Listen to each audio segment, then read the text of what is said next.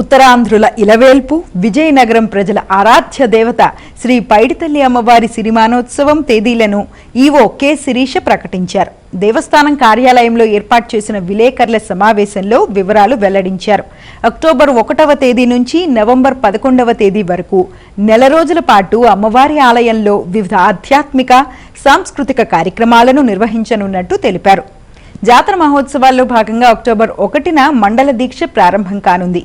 అదే రోజు ఉదయం 8 గంటలకు మండల దీక్ష ప్రారంభ కార్యక్రమము, ఉదయం 9:30 చదురుగుడి వద్ద, 11 గంటలకు వనంగుడి వద్ద పందిరి రాట వేస్తారు.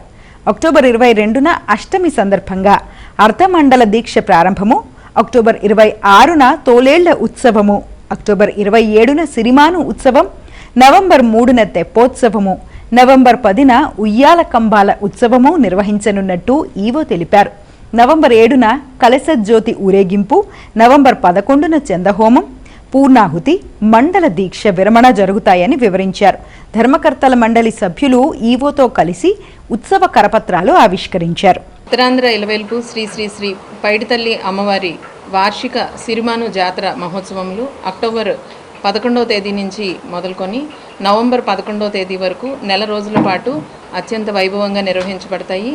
ఈ సందర్భంగా ఈ ఉత్సవానికి సంబంధించిన తేదీలను ఈరోజు ఆలయ పూజారి వెంకట్రావు గారు అందజేయడం జరిగింది.